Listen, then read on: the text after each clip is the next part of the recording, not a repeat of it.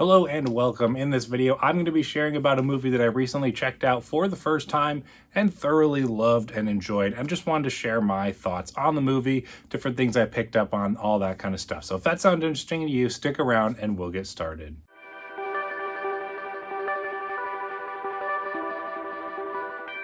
Welcome once again, my name is Austin, and this channel is all about helping you to dig deeper and go further to better understand faith and film and everything that's in between. If that sounds exciting to you, make sure you click the subscribe button down below so you don't miss out on any future content. So as you can see, just over my right shoulder, I have the movie Sword of the Stranger. Now this is a recent movie that I just checked out a couple of days ago for the first time and pretty much haven't really stopped thinking about it. It's such a great movie and I wanted to share my thoughts on it. Now I first heard about this movie through the Corridor Crew channel, and they did a kind of a reaction to some of the animation, specifically the fight sequences in this movie, really raving about it. And as someone who's a big fan of samurai films, as well as trying to do as much as I can to get into more and more anime, I wanted to check this one out. So, as you probably saw in my Blu-ray haul recently, I found it at one of my favorite used Blu-ray stores, picked it up, had the chance to watch it just a couple of days ago, and was just blown away by how great this movie is. The first aspect of this movie that really jumped out at me was the animation. Now, I'd watched a good bit of anime before, but I felt like this was something special, something different, especially the scenery in this movie really just was beautifully realized and painted. There was a immaculate attention to detail and just the small little things to really help sell and convey the beauty of the scene, the detail of it all, in many ways the emotion, the tone of that sequence as well.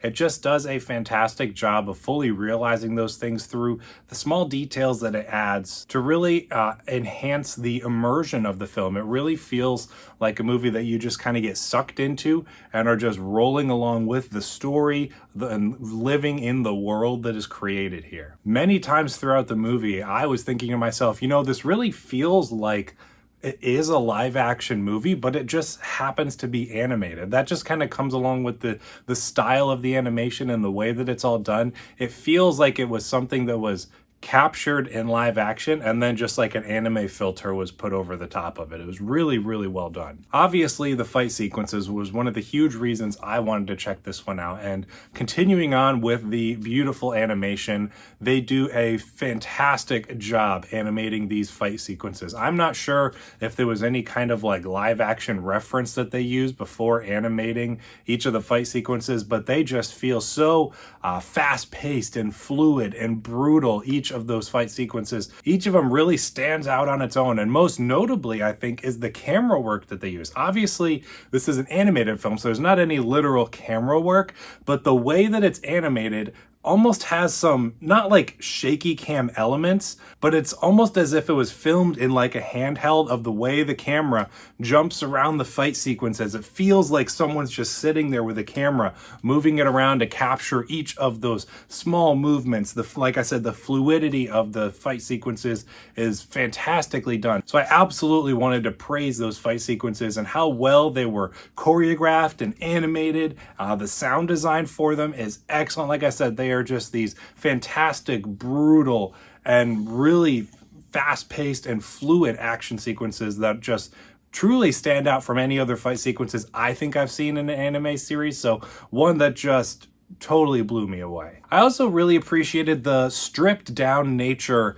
of the movie and the world. Now, what I mean by that is oftentimes when you're in something with anime or specifically something with samurai, there's some element of magic or science fiction, maybe some spiritual stuff too, but this just all feels grounded and realistic. It's just people and towns and areas that all just feel grounded and realistic. There's no kind of like heightened reality, any like sense of like a magic system, all that kind of stuff. So I really appreciated the, like I said, the stripped down nature of this one, the kind of back to basics world that we get to explore throughout this movie. And I really appreciated that they took that extra step. The story is also absolutely great. Definitely one of my favorite stories told through an anime, be it a series or a movie. We follow Kotaro, a young boy orphan who kind of wanders around with his dog Tomomaru. And they come across this nameless Ronin who has a very mysterious past but seems friendly enough,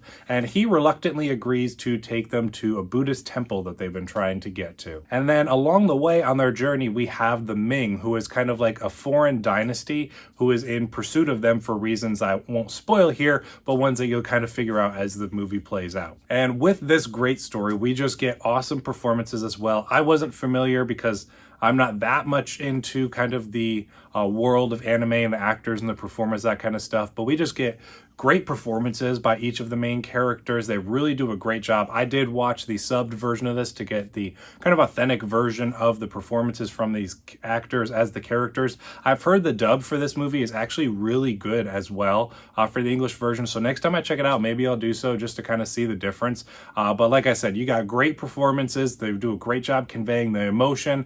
There's fun moments, there's serious moments, there's dark moments. It's a great variety to this, and each of the actors does a great job conveying those different ranges of their performance in each of those character roles. Each of these performances really helped to drive home the themes that the movie was focusing on. I loved the kind of pure innocence of Kotaro and just his love for his dog and his care for this no-name Ronin that he comes across. Just the bond that they kind of form along the way on their journey is just really good, and the themes that go along with it, they almost form this kind of brotherly relationship between the two of them. And it's just really interesting to see the story of the movie play out through Kotaro's innocence and seeing that clash between the enemy that they're fighting against. And besides that, we get a absolutely great redemption story from this no-name Ronin.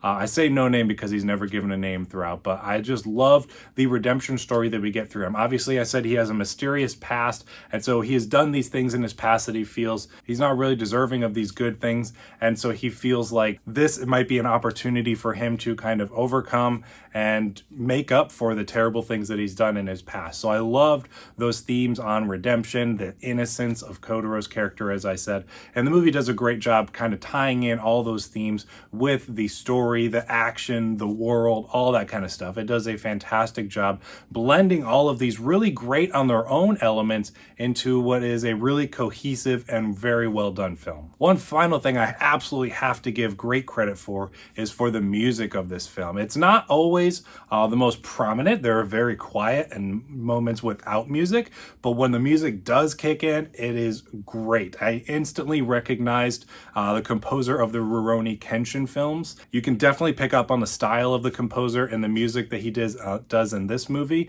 versus the Kenshin films, which this actually came out in 2007 before the Kenshin films. So even though I recognized it from the Kenshin films, this must have technically inspired a good bit of the music that was utilized for the Kenshin films as well. And then besides that, there's this recurring motif, I guess you could say, or theme that plays that is very soft-spoken and peaceful, and it instantly made me think of kind of the Shire theme from Lord of the Rings. So we get a great blend of the Rurouni Kenshin film music as well as Lord of the Rings film sounding music. And so blending those together was an instant win for me, because if you know me, you know how much I love all those films. So the music just completely elevates the world, the story, the events that are taking place, really adds a continued sense of realism to it all. So again, just does a fantastic job of blending all of these on their own right great elements into a great and cohesive film that I just loved most of every single element of. This almost immediately after one watch became one of my favorite, if not my favorite, anime movies.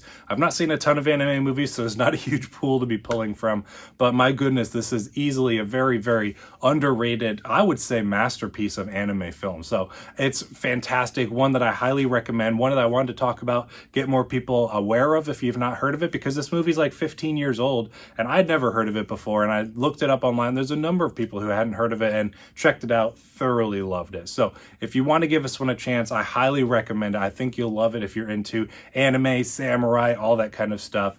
It's great. So thank you for checking out this video. Thank you for sticking around to the end of this one. I'll look forward to seeing you in the next video.